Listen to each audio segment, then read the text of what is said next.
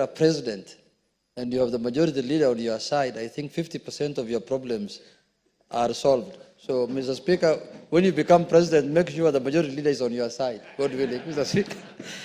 Mr. Speaker, on Thursday, 21st of November, 2024, Parliament held a joint sitting of both houses, Mr. Speaker.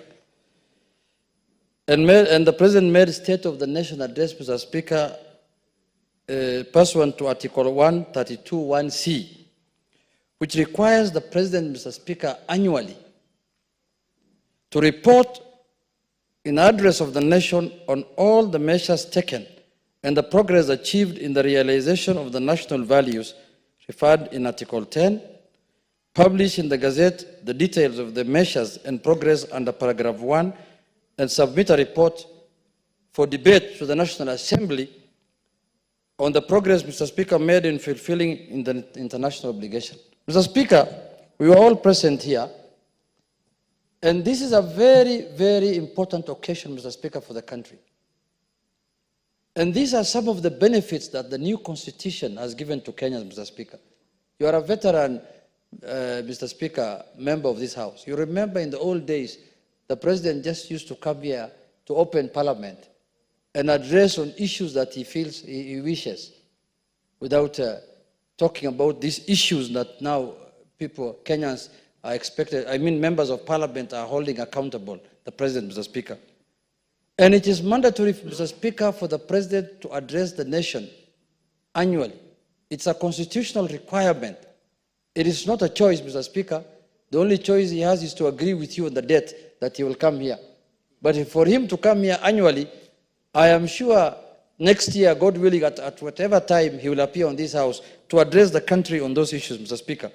Mr. Speaker, we must be alive to the fact that this year's national address came against the backdrop of certain unique happenings, Mr. Speaker. You remember in June this year, we had demonstrations, the so-called Gen Z demonstrations. We had the formation of the broad-based government, Mr. Speaker. And we had the historic impeachment of the former Deputy President, Mr. Speaker. Those are historical issues that happened in our country the last 6 months, Mr. Speaker. And the President came to address the nation under the backdrop of those issues, Mr. Speaker. But one of the things that I picked, Mr. Speaker, from the address of the President is the cancellation of the Adani contract, Mr. Speaker. Mr. Speaker, Kenyans have raised issues on the Adani contract, Mr. Speaker. And I want to, it is very rare for the minority leader to applaud the President. But Mr. Speaker, on this occasion, I want to applaud him because it was timely, he did the right thing, and he read the mood of the country and took bold decision that Kenyans were happy with, Mr. Speaker. But having said that, Mr. Speaker, the cancellation of the Adani contract does not end our problems that we have in the airports, Mr. Speaker. Because, Mr. Speaker, if you are a regular traveler at the Jomo Kenyatta Airport, Mr. Speaker, personally, I don't believe we have an airport. There is no difference, Mr. Speaker, of that airport at the moment in the bus park of Migori, Mr. Speaker, where the matatus and the buses, people are board from, Mr. Speaker. You drive into that airport, Mr. Speaker, you will not know where to start from and where to end, Mr. Speaker. If myself, I have a problem, I'm a Kenyan who regularly uses that airport, Mr. Speaker. What do you think of a visitor, Mr. Speaker, who doesn't know anything about that airport? He knows nobody. You don't know where to park your car. You don't know where you're supposed to be dropped, Mr. Speaker. Everything is leaking. The roof is leaking. You go there when it's raining. Mr. Speaker, I don't, my God, I request, I'm praying to God that I don't appear there at a time like now when it is raining. Because it can be worse. You don't, Mr. Speaker, Kenyans must know, and I'm telling those Kenyans who gave their strong views on the Adani issues, Mr. Speaker, now to give views now on how they want us to transform the airport, Mr. Speaker. It can't be one-way traffic. If you say that Adani thing is bad, then now is the time that they should give us ideas, views on how to improve our airport. That is the first place visitors interact with this country, Mr. Speaker. You land at the airport. You don't know whether you have landed at Kisumu bus park or you have landed at the national airport. Even Wilson is better of late because it's smaller in size and the traffic is smaller. At the Jomo Kenyatta, things are bad, Mr. Speaker. And you can't tell me it is the government that's supposed to fix everything. Yes, they have to do their work. They can fix what they can fix. But look at the standards. Look at what's happening globally, Mr. Speaker. Look at how PPP has transformed many countries. Go to this place, Turkey, Mr. Speaker. There's a complete new airport of bigger than Migori town, where I come from. Bigger than Migori city. Migori is not a town now, it's a city. Bigger than Migori city, Mr. Speaker. And it was done through PPP. We want to be a hub. We want to be the hub of this region. Look at what's happening in Ethiopia. Look at what's happening. And then our mind is fixated with issues that we think are them against us. Who is doing this? Who is doing that? I may not vote for Adani myself. But what I want to say on the floor of this house is that for those of us who are against Adani, let us now give alternative views. Let us now give you alternative ways that we can improve our airport, Mr. Speaker. We can't just be saying, oh, Adani was bad, without giving any alternative, Mr. Speaker. Mr. Speaker, I want to give you a very good example. If today we did not have this expressway, because this expressway also came through PPP, how shall we be accessing our airport today from this point? Today you can take less than 10 minutes to go to the airport. If this expressway was not there, how will you reach the airport? Mr. Speaker, these are hard questions we must ask ourselves. We cannot do politics at the expense of killing the country. Expressway is a good example of a PPP. It might have been done expensively. The cost might have been high, but it is serving the purpose that it was meant for. Many Kenyans today, everybody today who can afford to pay asks you, how can I access the expressway, from which point? When you are coming from Southern Bypass, you want to access the expressway. When you are coming from Thika Highway, Thika Superhighway, you want to access the expressway. Why? Because it has made life easy. That is what PPP does, Mr. Speaker. It makes lives better.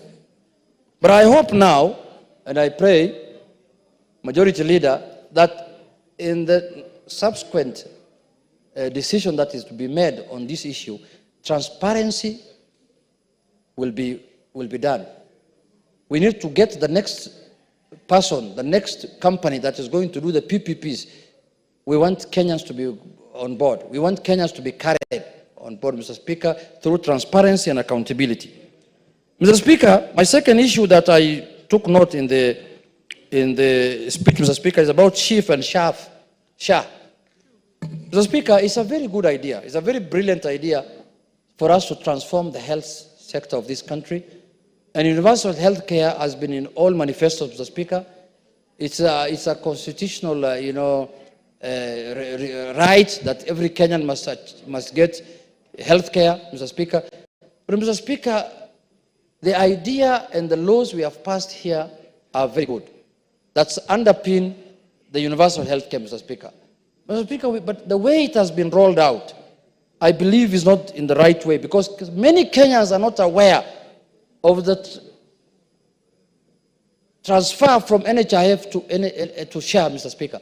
Mr. Speaker, even when IEBC is conducting mass registration of voters, there's a lot of campaign in the media, there's a lot of campaign in the print media, in the radios, Mr. Speaker, asking people, umejiandikisha je? This one, nobody hears anything about it. We need to do a serious campaign so that Kenyans can know that there is a new program called SHA that is taking over the NHIF programs, Mr. Speaker.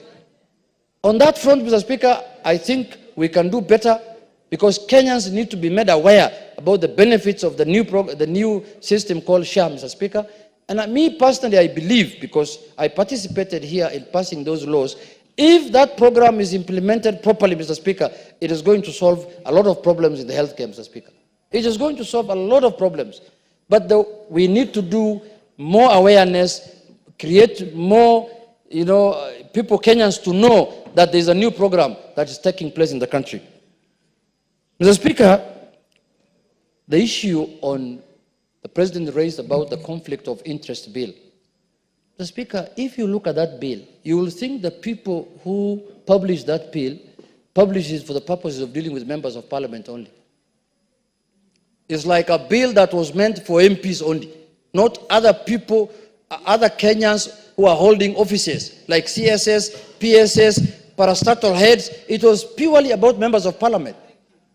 The thing must be put in broader perspective. Everyone who is holding an office must be part and parcel of that conflict of interest bill. It's not members of parliament only who do business. Other Kenyans who are in high offices also do businesses. So when you are targeting certain segment of the Kenyan leadership, they have to revolt. That is why in the Senate they did 20 amendments on the bill. That's why the bill now is in mediation committee. Mr. Speaker, we need to look at that thing holistically, because it looks like it was targeting. They thought people who are politically exposed are only members of parliament. No, anybody who holds an office that has been created politically, even the executive is a politically created offices. Those are PEPs, those are politically exposed people. They must come into this public, it's called what? Conflict of interest bill. So we are going to look into that bill and make sure that all Kenyans who are in different positions, from the chief, from the sub-chief, all the way to the president, from the member of parliament to the MCA, to county officers, chief officers, I don't know what they are called, all those people must be part of this conflict of interest bill. If we are going to drain the swamp, let us drain it properly. Don't just target members of parliament here. Some of these people here are peasants. They are just farmers. They don't even do businesses. Some of them are butchers like Kimani Shungo. They are running butcheries, Mr. Speaker. So, Mr. Speaker, when you're targeting only those people, then you have ulterior motives. I don't know where that bill came from.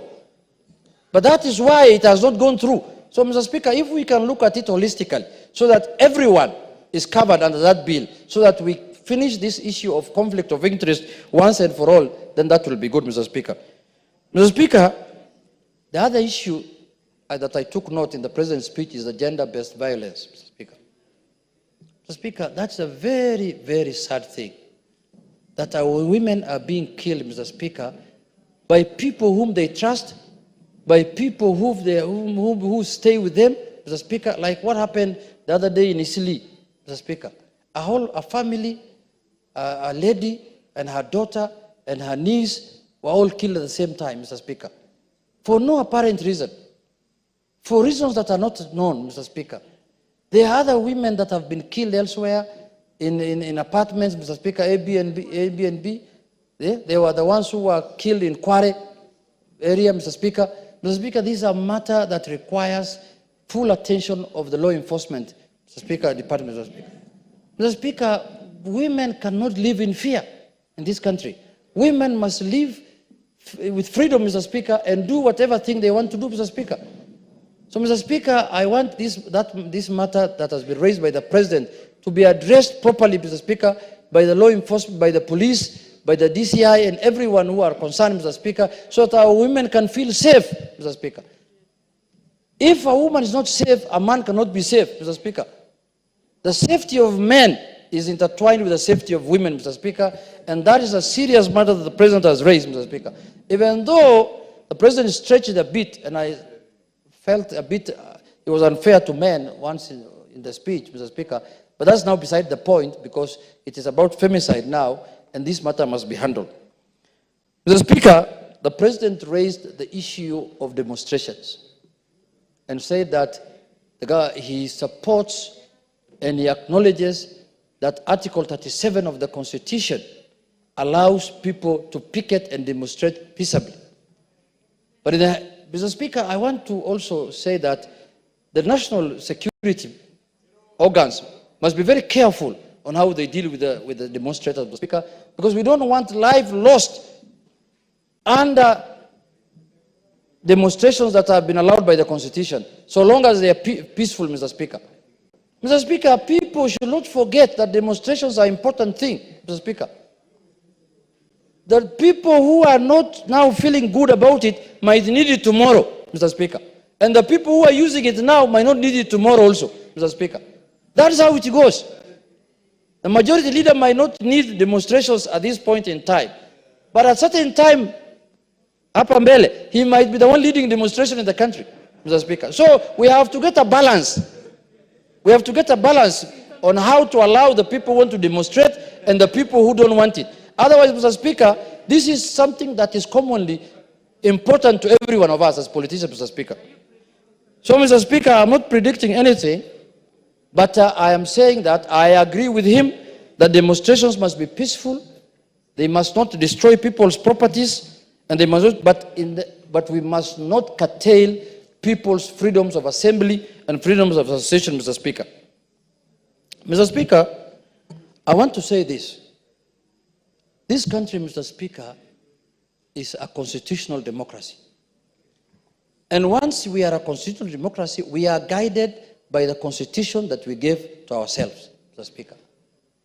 And Mr. Speaker, when Kenyans give views in the form of public participation, we have to take into consideration what they are saying, because, Mr. Speaker, that is what Kenyans want us to do. But, Mr. Speaker, Kenyans also must be enlightened. They must be taken through civic education. Because, Mr. Speaker, there is a serious conflict between what the government is supposed to do, the executive, what Parliament is supposed to do, and what Kenyans think that should be done, Mr. Speaker. But, Mr. Speaker, Kenyans must know that they have also delegated their sovereign power to Parliament and the executive, Mr. Speaker, through an election. And they must have trust and faith in what Kenya and what those institutions are doing. Mr. Speaker, a country can fail, a country can become banana if the citizens of that country lose faith in the institutions that they have given themselves through the Constitution, Mr. Speaker. And we must always remind Kenyans that it is very important we must have faith in our institutions. Because lack of faith in institutions is anarchy, Mr. Speaker. And now, for that reason, the issue of corruption, the issue of non-adherence to the Constitution, Mr. Speaker, must be addressed in a manner that puts faith in the public, Mr. Speaker. Mr. Speaker, like the judiciary now, for example, there are a lot of issues. Kenyans are losing trust and faith in it because some of the decisions that are coming out from there are not, Mr. Speaker, necessarily constitutional decisions, Mr. Speaker. No, they are not. Because yesterday, I came across a judge has issued a court order in Mombasa, and another judge has issued a contrary order on the same issue in Kwale, Mr. Speaker. Counties that are next to each other. Yes, I'm shocked. How can you not? And one has issued that order 4 days earlier than the other. I am sure the other one knew what happened. Mr. Speaker, we cannot run a country. I'm not running a country, but a country cannot be run in that manner, Mr. Speaker. So, Mr. Speaker, in conclusion, I want to say that Kenyans should not be made to lose faith in the institutions they created for themselves in the Constitution. Parliament has passed many, many bills, Mr. Speaker. And Parliament is one of the institutions that does public participation extensively when you consider to the other two arms of government, Mr. Speaker. So, Mr. Speaker, I want to say that we can do better. I hope I have been in Parliament last year when the President gave his State of the Nation address. And this one, Mr. Speaker, this one has been far much promising and far much satisfying than any other one, Mr. Speaker. And I hope and pray that things get better, because I can see that economically a lot of things have been achieved. And I think after the broad-based government was formed, Mr. Speaker, you can see things changing to the better and things getting now, Kenyans have a lot of faith and hope, Mr. Speaker. The shilling has been stabilized. Inflation has come down, Mr. Speaker. We are praying and hoping that the interest rate will come down, Mr. Speaker, in the shortest time period, and they have shown signs of coming down. So, and God has blessed us with rain now. If our people do good farming, Mr. Speaker, this country will flourish. Mr. Speaker, we must give our people hope, Mr. Speaker. Hopelessness cannot be. We must give hope, Mr. Speaker. We must live on hope, Mr. Speaker. I say thank you very much. There is nothing to support, as the majority leader says. I take note of what the president has said, and as the minority, we are watching and seeing, and we will raise our voice where we think is wrong, and we will support where we think is right. Thank you very much, Mr. Speaker. Thank you, Honorable Junet. Honorable members, I now propose the question, which is that pursuant to the provisions of Standing Order 24.6, the thanks of this House be recorded for the exposition of public policy contained in the address of His Excellency